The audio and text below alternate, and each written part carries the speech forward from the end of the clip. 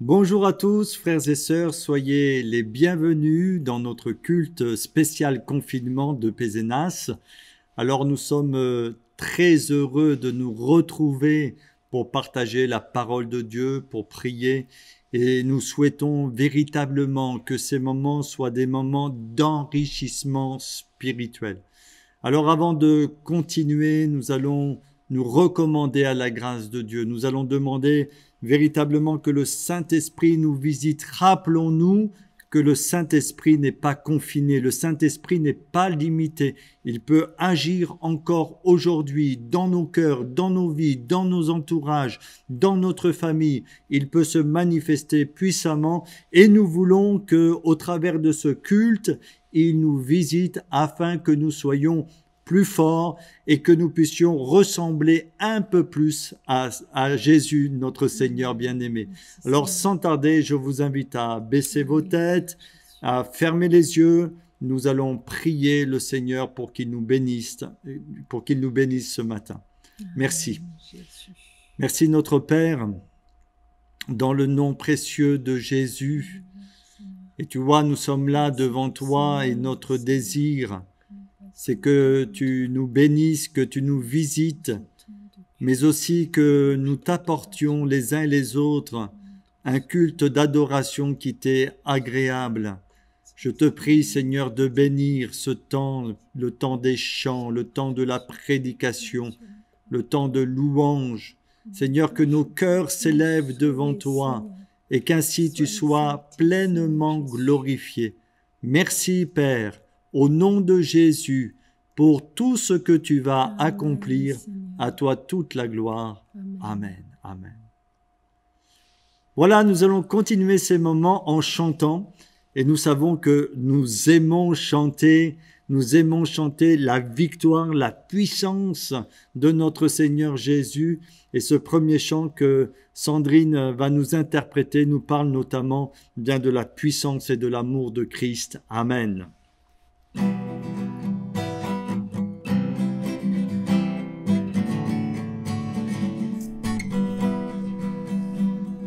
Fini le temps de reculer sous les assauts de l'adversaire, le temps de fuir et de trembler, de faire marche arrière. Fini le temps de reculer sous les assauts de l'adversaire, le temps de fuir et de trembler, de faire marche arrière. Dieu se lève, ses ennemis s'enfuient, Dieu se lève sur le pays. Dieu se lève, son règne est établi, Dieu se lève sur ma vie. Amen. Il y a la puissance dans le nom de Jésus. Il y a la puissance dans le nom de Jésus. Il y a la puissance dans le nom de Jésus. Pour briser les chaînes, briser les chaînes, briser les chaînes. Il y a une armée qui se lève. Amen. L'armée qui se lève. Il y a une armée, Oui, Seigneur, une armée qui spirituelle, se Seigneur. lève. Il y a une armée qui se lève pour briser les chaînes, briser les chaînes, briser les chaînes, briser les chaînes, Que les chaînes soient briser brisées les ce chaînes, matin. briser les chaînes. Chantons les chaînes tomber. Chantons les chaînes tomber. Amen. Louange et gloire. Chantons les chaînes tomber. Chantons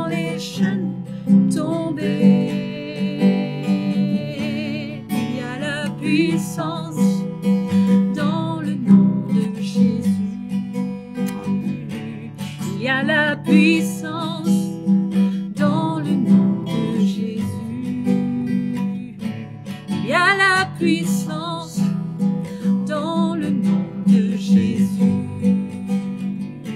Pour briser les chaînes, briser les chaînes, briser les chaînes,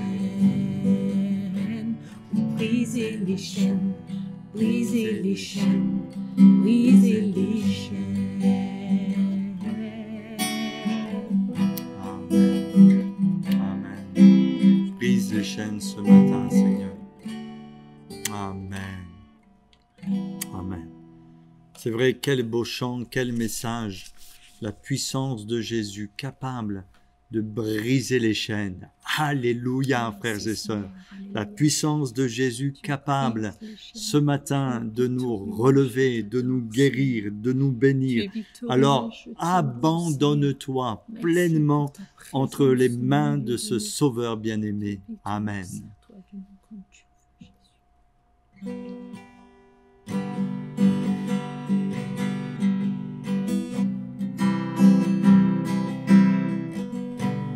Merci Jésus. Si le monde te reprend et ton or et ton argent, si la pauvreté vient assombrir ton cœur, souviens-toi que Dieu là-haut prend soin des petits oiseaux. Abandonne tes fardeaux à ton Sauveur. Laisse-les, laisse-les. Laisse tes fardeaux aux pieds de ton Sauveur. Si tu crois sans défaillir, il saura te secourir. Abandonne tes fardeaux à ton Sauveur. Gloire à Jésus. Si ton pauvre corps brisé Merci. a perdu force et santé, si tu pleures et tu frémis sous la douleur, Jésus sait, il veut bénir. Jésus sauve, il veut guérir. Abandonne tes fardeaux à ton Sauveur. Laisse-les, laisse-les. Laisse tes fardeaux aux pieds de ton Sauveur. Merci. Si tu crois sans défaillir, il saura te secourir. Oui, Jésus. Abandonne tes fardeaux à ton Sauveur.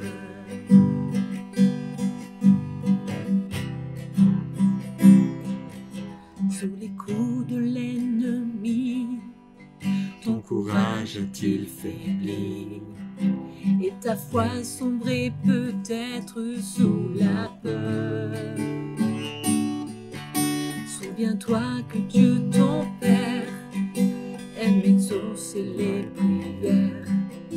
Abandonne tes fardeaux à ton Sauveur. Merci Jésus. Amen. Laisse-les, Laisse tes fardeaux ce matin. Dépose à ses pieds tout ce qui pèse sur ton Laisse cœur. tes fardeaux aux pieds de ton Sauveur. Si tu crois sans défaillir, il saura te secourir. Abandonne tes fardeaux à ton Sauveur. Abandonne tes fardeaux à ton Sauveur. Abandonne tes fardeaux à ton Sauveur. Amen. Et puis on va chanter un autre chant, ce chant qui nous parle de la gloire de notre Seigneur Jésus. Nous sommes éblouis devant cette gloire. Et après on peut prendre quelques instants rapidement pour louer, Amen. bénir le Seigneur, le remercier de tout notre Merci, cœur. Seigneur. Amen. Amen.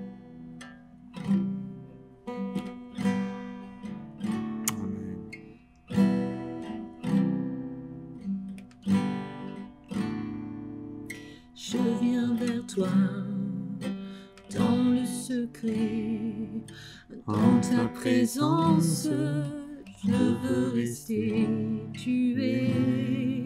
Tu seras toujours là. Merci mon Dieu. Tout près de toi, près de ton cœur, je veux entendre ta voix, Seigneur. Tu seras toujours là. Ébloui devant toi, Éternel. Merci. Ébahi par l'amour de ton ciel. Merci Jésus. Je suis là à tes pieds. À tes pieds, Seigneur, Je pour que tu nous viens bénisses, t'adorer. pour que tu nous fasses du bien. Je désire habiter près de toi.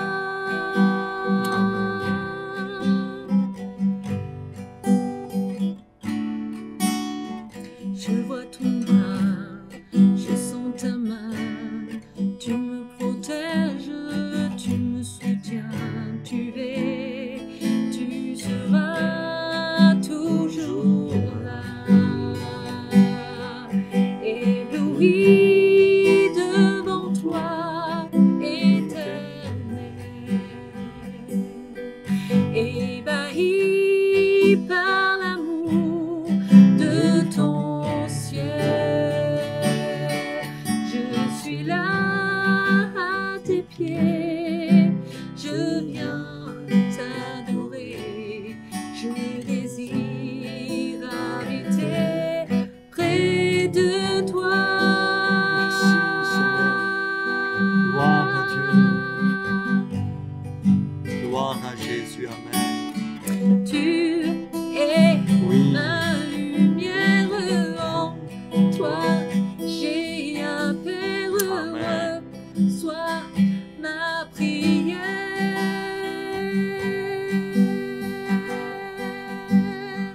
Tu es ma lumière, en toi j'ai un Père heureux, sois ma prière.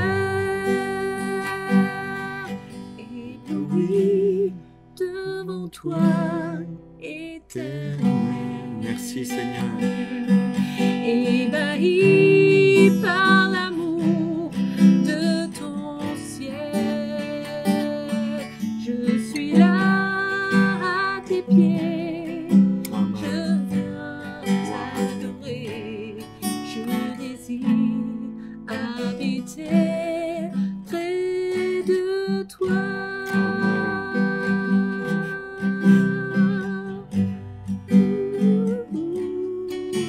Près de toi. Gloire à Dieu.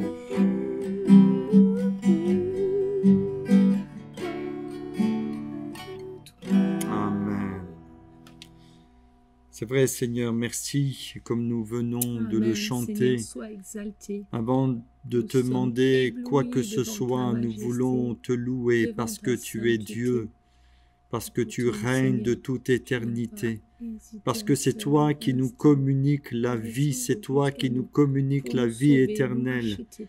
Et toute Seigneur, chose pardonnez existe nos parce péchés, que tu le pardonnez veux, nos et pardonnez toute nos chose subsiste Tu es grand, par ta Seigneur puissance Jésus. et par ton Tu es amour. glorieux, Nous voulons Jésus. être de ceux et de celles qui t'adorent en esprit et en vérité. Merci pour ces chants qui montent vers toi. Merci pour nos prières maintenant qui montent vers toi. À toi la louange, à toi la gloire, notre Père, dans le nom de Jésus. Amen. Alléluia, Jésus. Prions quelques instants, Gloire frères et à sœurs. ton nom, Amen. Seigneur Jésus. Alléluia, sois exalté, notre Dieu, Alléluia, notre Père. Jésus. Reçois favorablement notre louange, notre adoration. Amen. Seigneur, tu es le Dieu infiniment bon, infiniment grand. Amen, Seigneur, amen. nous sommes venus t'apporter Seigneur, notre bénis louange ces encore. instants, Seigneur renouvelle-nous, Jésus, vraiment, visite-nous reçois, par le Saint-Esprit. Seigneur, Nous notre avons tellement adoration. besoin de Tu es toi, digne, Seigneur, Seigneur. tellement Merci besoin de ton de amour. nous avoir donné la vie, Oui, de nous Jésus, avoir arraché à la mort, visite le d'être faible, venu jusqu'à visite nous. celui Sois qui est malade, exalté, qui est tendre fatigué, qui est Père. découragé. louanger. Tu fais À du toi bien, quelle grâce. toute la louange Nous et la avons des gloire. pouvoirs Amen, déposer nos fardeaux, amen, nos amen, sociétés, puis à toi revient la gloire. amen, amen. Voilà, gloire à Dieu. Nous allons poursuivre ces moments. Nous allons méditer pendant quelques instants la parole de Dieu. J'espère que vous avez pris vos Bibles afin de suivre la lecture de ce matin. Et nous croyons qu'au travers de ces moments, le Seigneur va nous parler, va nous encourager. La Bible nous dit que Dieu parle tantôt d'une manière, tantôt d'une autre, et c'est à nous d'y prendre garde. Alors le thème que j'ai choisi de développer avec vous ce matin, c'est celui de la puissance, de la richesse, de la communion fraternelle. Et c'est vrai qu'il y a une puissance merveilleuse qui découle de la communion fraternelle.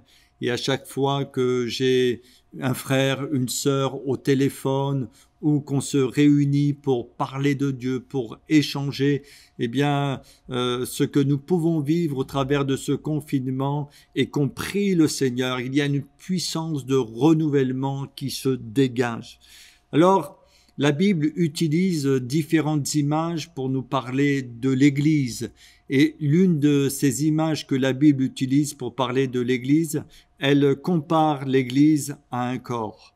C'est vrai que Jésus, notre Seigneur, est la tête de ce corps. Tout vient de lui.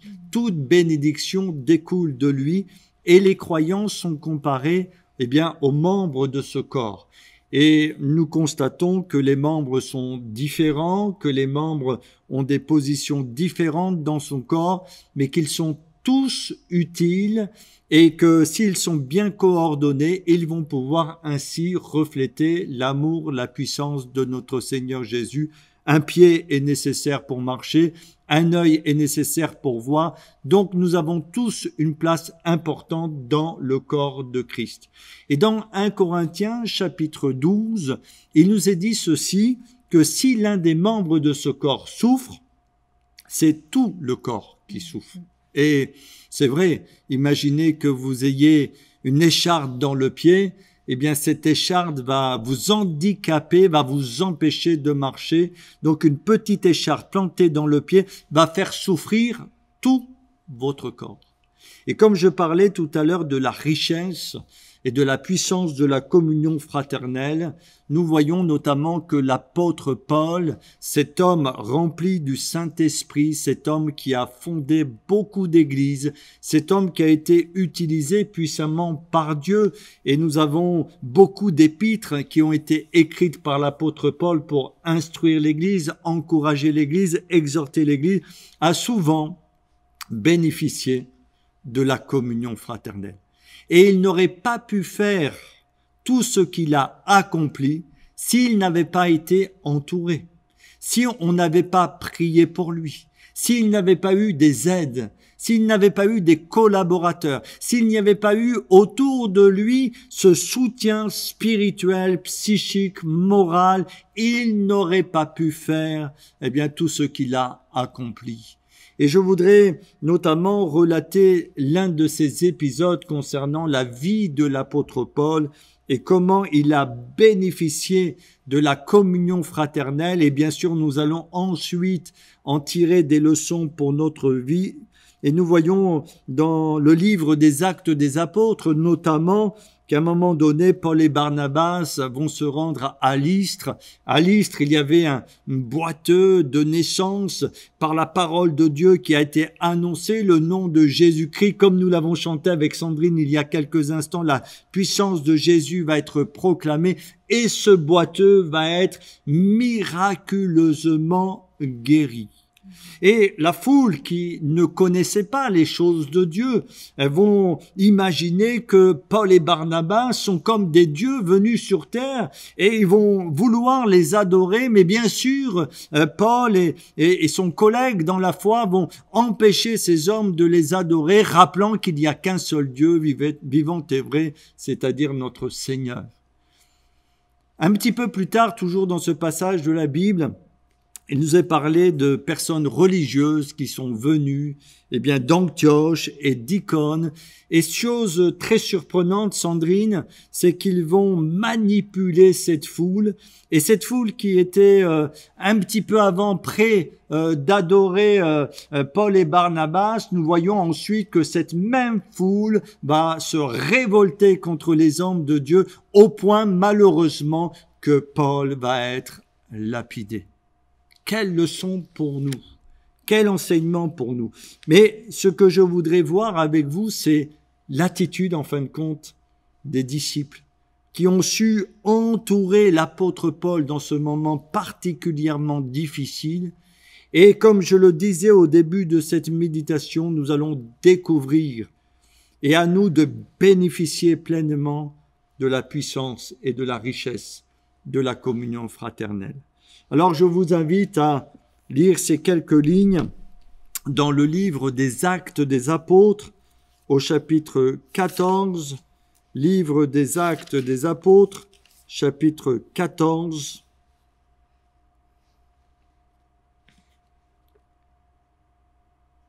On va lire cette lecture au verset 19. Je vous invite chez vous à lire le passage dans sa totalité.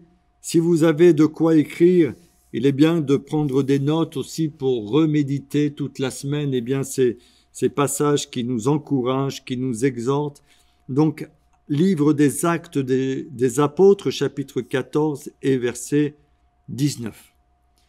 Alors survinrent d'Antioche et d'Icône des Juifs qui gagnèrent la foule et qui, après avoir lapidé Paul, le traînèrent hors de la ville, pensant qu'il était mort. Et nous allons voir maintenant l'attitude des disciples. Mais les disciples, l'ayant entouré, il se leva et entra dans la ville. Le lendemain, il partit pour Derbe avec Barnabas. Et soulignons déjà l'expression que l'Écriture utilise pour nous parler de la communion fraternelle, mais d'une manière très pratique, parce que la communion fraternelle ne doit pas être simplement une idée, mais véritablement doit se concrétiser. Nous allons le voir dans quelques instants dans notre vie. Cette expression, les disciples l'entoura. Et parce qu'ils ont entouré l'apôtre Paul, il a pu se relever et il a pu continuer son service pour le Seigneur. Alors je voudrais continuer en posant deux questions très simples qui vont nous amener à être pratiques ce matin concernant ce sujet. Déjà, est-ce que tu es bien entouré spirituellement parlant? As-tu autour de toi, dans ton entourage ou peut-être dans ta famille, dans ton voisinage, dans l'église, des personnes spirituelles qui sont capables de t'encourager, qui sont capables de te comprendre, qui sont capables de te consoler, qui sont capables de t'aider lorsque tu traverses des moments difficiles, qui sont capables aussi, et c'est important, de te reprendre si tu n'es plus dans la vérité ou si tu t'éloignes de l'amour de Jésus, parce que cet aspect-là est aussi important pour garder la foi et une bonne conscience devant Dieu. Donc je répète cette première question, as-tu des personnes spirituelles dans ton entourage? Et la deuxième question, c'est à ce jour, est-ce que tu as développé la maturité spirituelle et les valeurs qui s'y rattachent pour accompagner ceux qui sont autour de toi? Parce qu'il est bien de pouvoir être accompagné dans notre vie, mais à un moment donné, il faut grandir dans notre foi afin de pouvoir nous aussi accompagner les autres dans ce cheminement chrétien. Et nous allons parler des valeurs, d'une part de ces valeurs qui vont nous permettre de choisir des personnes dans notre entourage pour nous accompagner spirituellement, comme je l'ai dit il y a quelques instants, qui vont pouvoir prier pour nous, qui vont pouvoir partager des choses concernant la parole de Dieu, et d'autre part, eh bien, des valeurs que nous allons développer dans notre vie, valeurs spirituelles qui découlent de l'amour de notre Seigneur Jésus, qui vont faire en sorte que nous soyons des personnes dignes de confiance, et à notre tour, nous allons pouvoir accompagner ceux et celles qui nous entourent. Alors, l'une des premières qualités que j'ai soulignées concernant ce passage de la Bible, et notamment cette expression qu'ils ont entouré l'apôtre Paul, c'est nous devons avoir dans notre cœur un amour sincère, un amour vrai, un amour désintéressé. Et vous savez comme moi-même qu'il nous est dit dans 1 Corinthiens chapitre 13 que sans l'amour, et je ne parle pas ici d'un amour humain, mais je parle de l'amour de Dieu. Sans l'amour, tout ce que nous faisons n'a aucune valeur, et que sans amour, nous ne sommes rien. 1 Corinthiens chapitre 13, ce chapitre qui nous parle de l'amour. Donc la première qualité, c'est d'avoir dans notre cœur un amour désintéressé. C'est l'amour de Jésus. Jésus a quitté son ciel de gloire pour prendre et revêtir le corps d'un homme. Jésus n'a pas hésité à donner sa vie par amour pour nous. Il s'est fait pauvre et il était riche, et il s'est fait pauvre afin que nous soyons enrichis. Donc marchons nous aussi sur les traces de notre Sauveur.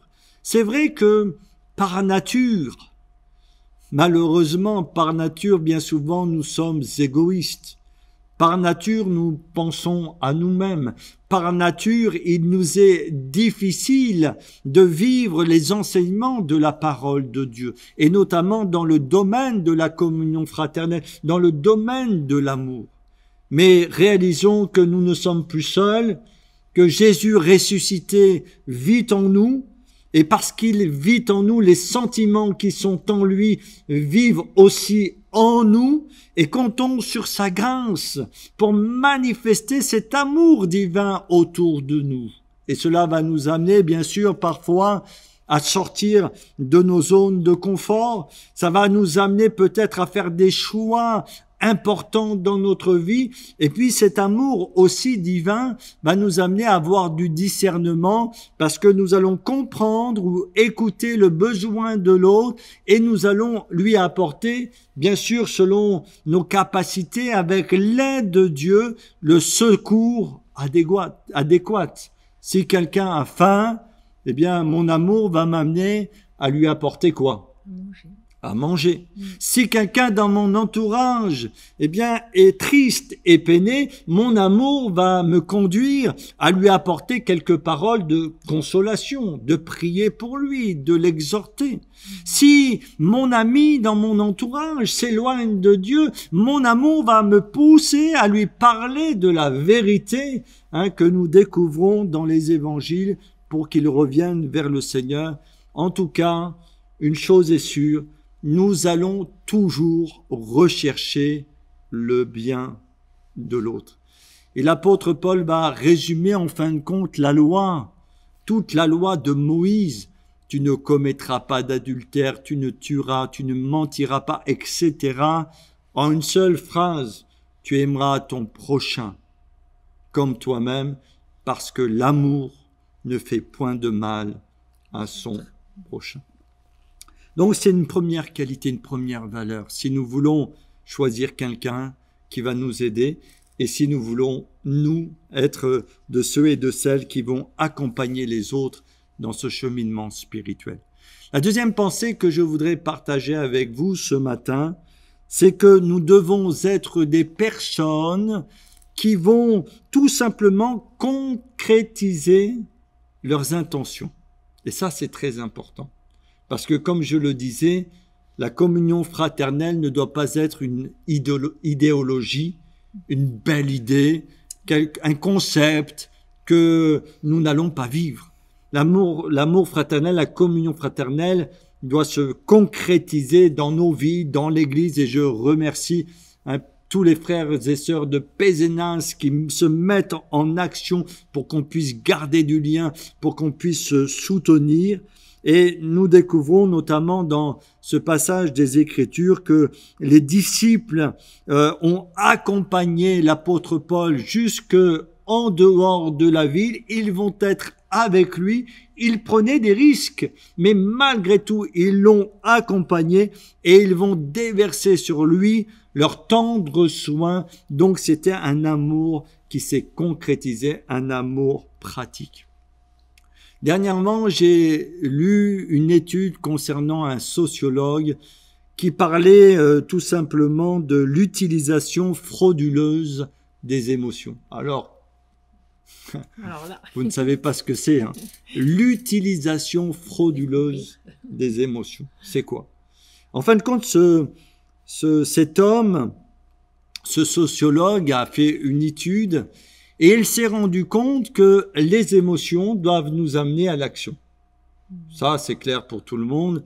Si je vois quelqu'un dans le besoin, eh bien, je vais éprouver de la compassion, je vais éprouver de la miséricorde, et cette miséricorde, cette compassion va me pousser à lui apporter de l'aide. Donc, l'émotion en elle-même est là pour nous amener à concrétiser cette émotion et apporter quelque chose de bon selon la personne. Et ce sociologue a fait une étude et il s'est rendu compte que certaines personnes se satisfaisaient simplement de l'émotion. C'est-à-dire, elles éprouvaient de la compassion, elles éprouvaient de la miséricorde, mais elles n'allaient pas plus loin dans leur démarche. Et elles étaient contentes, et elles pensaient que c'était des bonnes personnes parce qu'elles éprouvaient tel et tel sentiment. Eh bien, il a parlé, cet homme, de l'utilisation frauduleuse des émotions. C'est vrai, on sait très bien que la valeur d'une promesse, c'est quoi? C'est qu'elle soit tenue. Si on fait une promesse mais qu'on ne la tient pas, cette promesse-là n'a aucune valeur. Et la Bible va dénoncer d'une manière énergique, en fin de compte, cet amour qui ne se concrétise pas. Et ce que Dieu veut, c'est que nous soyons des gens dignes de confiance et qui savent concrétiser leurs bonnes intentions. Puisque dans l'Épître aux Hébreux, il nous est dit que la foi, sans les œuvres, sans les actions, elle est comment? Elle est morte. Elle n'a pas de vie, elle n'a pas de puissance, elle n'a aucune conséquence pratique. C'est une foi qui existe, mais elle n'a pas de fondement, elle n'a pas de racine, elle n'a pas de vigueur. C'est une foi d'apparence, mais ce n'est pas la véritable foi. La foi sans l'action, sans les œuvres, elle est morte. Et puis toujours, Jacques va nous dire que celui qui sait faire le bien et qui ne le fait pas, commet un péché. Alors c'est vrai que nous, parfois, on se dit, mais si je ne fais pas le mal, ça suffit. Je suis en règle avec Dieu, j'ai l'approbation du Seigneur. Mais l'Écriture va plus loin que ça.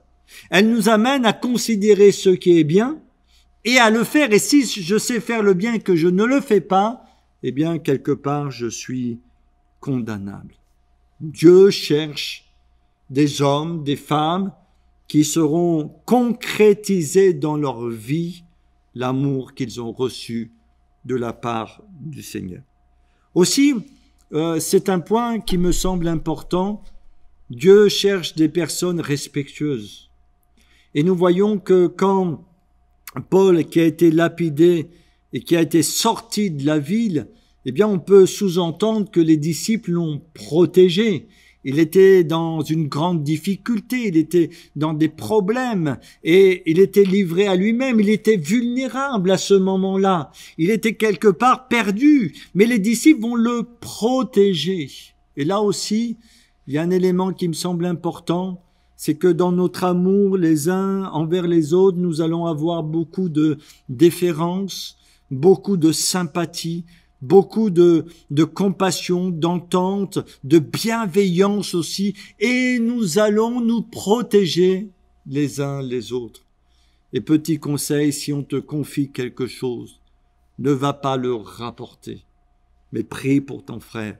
Vois les responsables spirituels si c'est nécessaire, mais ne rapporte pas, parce que cela fait toujours plus de mal que de bien. Et Dieu veut qu'on soit des personnes dignes de confiance, des personnes qui vont respecter les autres.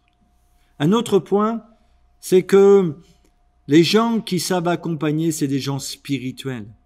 Et dans ce passage des Écritures, même si cela n'est pas dit explicitement, nous sous-entendons aussi que ces disciples ont intercédé pour Paul, ont prié pour Paul.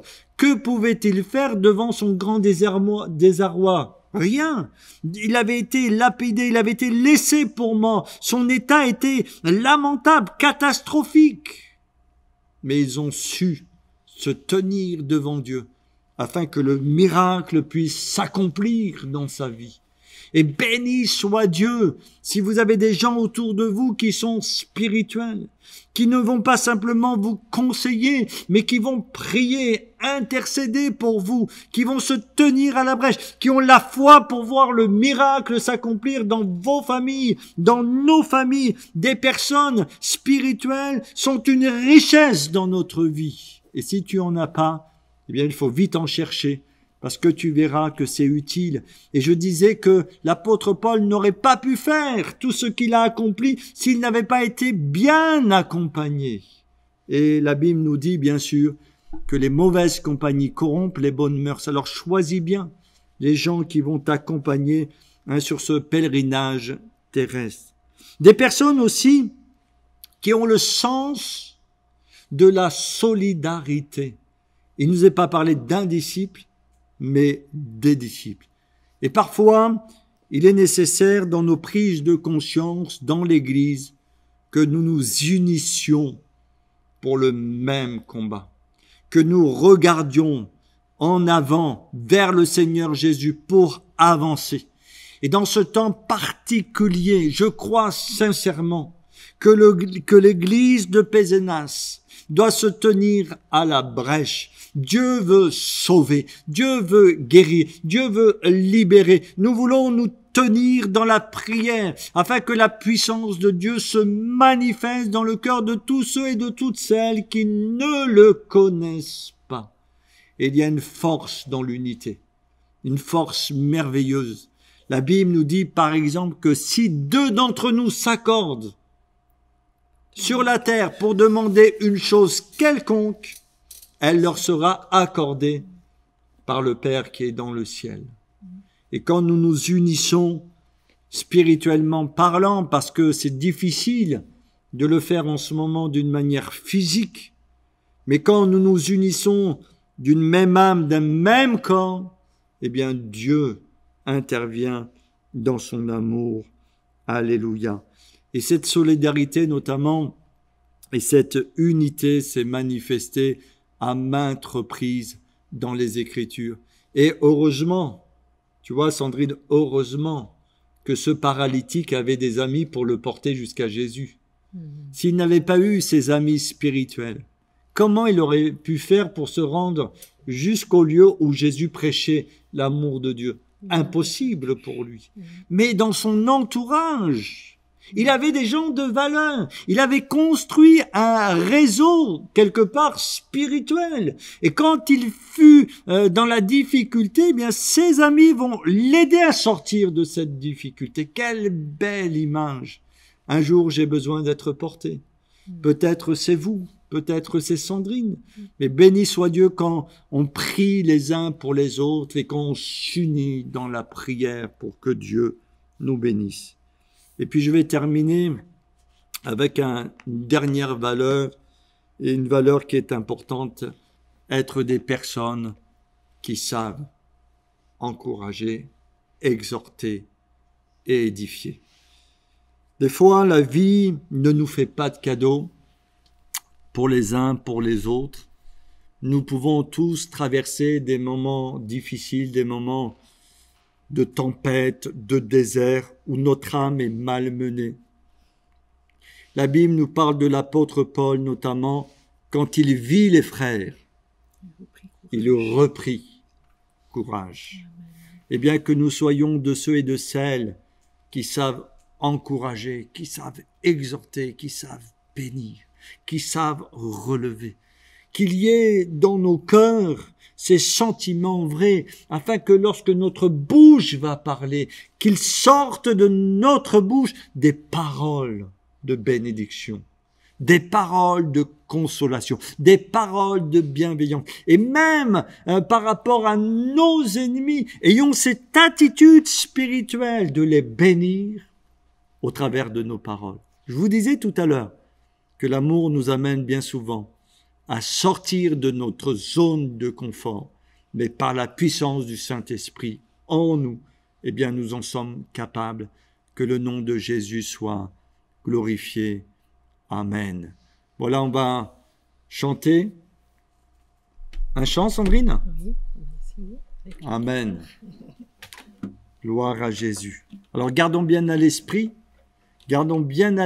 frères et sœurs, la richesse et la puissance de la communion fraternelle. Et avec Sandrine, nous voulons vous dire que vous nous manquez, on vous aime très fort et nous avons hâte, quand cela sera possible, qu'on se retrouve ici dans l'église pour que nous puissions partager cette communion fraternelle d'une manière encore plus pratique. Que son nom soit béni. Amen.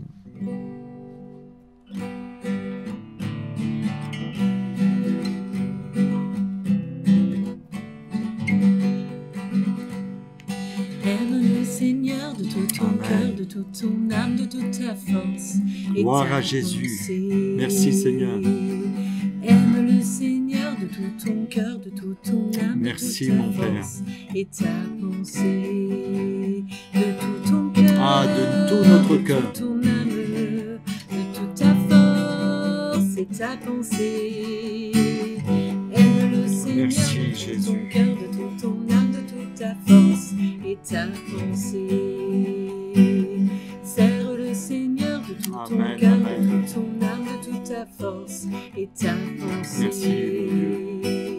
Serre le Seigneur de tout ton cœur, serre le Seigneur de tout ton cœur, de toute ta force et ta pensée. Amen. De tout ton cœur, Alléluia, de toute ton âme, de toute ta force, merci Jésus, et ta pensée. Serre le Seigneur de tout ton cœur, de toute ton âme, de toute ta force et ta pensée. Serre le Seigneur de tout ton cœur, de gloire toute à ton Dieu, âme, de toute ta force et ta pensée. Amen. De tout ton cœur, de toute ton âme, de toute ta force et ta pensée. J'aime le Seigneur de tout mon cœur, de toute mon âme, de toute ma force et ma pensée. Merci Jésus. Amen. Merci pour ce chant qui nous fait tellement du bien. Voilà, que Dieu vous bénisse et à très bientôt. J'espère que vous avez été édifiés par ce temps ensemble dans la prière, dans la méditation de la parole de Dieu. Alors que Dieu vous bénisse et à très bientôt. Au revoir.